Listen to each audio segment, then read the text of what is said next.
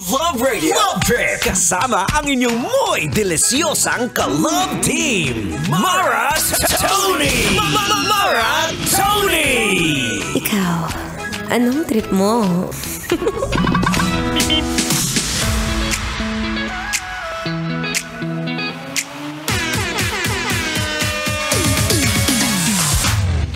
Alam mo, naniniwala ko sa kasabihan na hindi pwedeng ako lang ang masarap. Dapat pati ang ulam ay sarap, delisyoso. Alam mo, naniniwala ako na hindi pwedeng pag nagluluto ka, hindi mo alam kung masarap ba yung niluluto mo o wala lang, may maluto ka lang. Diba? Maraming natatakot magluto ngayon kasi feeling nila yung mga kakain sa bahay nila, i-judge yung niluluto nila. Ewan ko rin hindi ko rin alam kung bakit may mga taong hindi marunong magluto. Alam mo, depende naman yan sa paglasa mo, be. Kung kunwari naalatan ka, di bawasan mo ng asin. O kung kunwari natabangan ka, di dagdagan mo. Di ba? Parang, hindi naman ako nagagalit sa mga hindi marunong magluto, ha. Baka tamad lang po talaga kayo. Well, share ko lang. Since ako nga yung madalas sa bahay, nagluluto, kagaya ng tatay ko. So, familiar ako sa mga ulam na nakakatawa yung mga pangalan.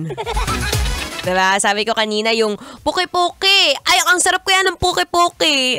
Nakangiti siya. Masarap, no? Yung puki-puki po, yan yung ulam ng mga taga Ilocos. Na ano yan itlog, tapos ginisa mo sa kamatis, sibuyas, talong. Ang sarap yan. Tapos minsan merong iba nilalagyan ng gata.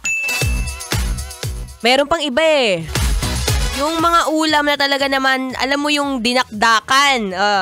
Ang dinakdakan naman is pwede yung karne ng baboy, yung part ng baboy, yung pigi, pwedeng pigi, yung legs ng baboy o kaya yung muka ba. Madalas naman yan, parang sisig. Masarap yan kapartner ng beer. Uy!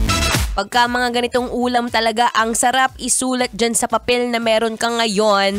Tapos mamaya iluto mo dyan sa asawa mo para hindi lagi uminit ang ulo.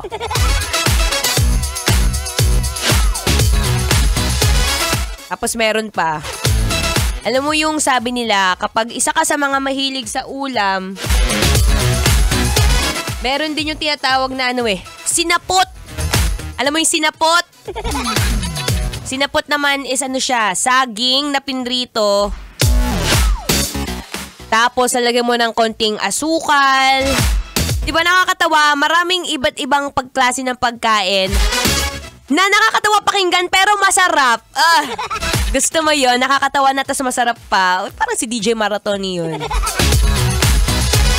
Pero ito isa sa mga magaganda ring gawin, lalo na ngayon, kung isa ka sa mga nakikinig na hindi mo na alam kung ano ba ang lulutuin mo sa bahay, paulit-ulit na lang, be. Well, maybe it's time. Try mo magluto ng puki-puki. Murang-mura lang ang ingredient. Pwede ka dyan pumunta sa may tindahan, sabihin mo, pabili po ng pampuki-puki.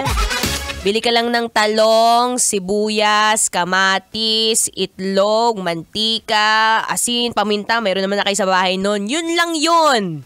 Diba? Napakadali. Pero at least, mapapakita mo siya sa asawa mo, oo nga, no? Talagang worth it ako maging husband. Hindi lang basta sweet driver, ha? Dapat sweet cooker din. Marami pa ako i-share sa inyong cooking tips at mga recipe maya-maya lang. Kaya naman tuloy-tuloy lang sa pagtutok ngayong Thursday sa ating Feel Good Music. Here's another song entitled Summer in the Past by Jojo Mendrez. Kailangan pa bang i-memorize yan? Basic.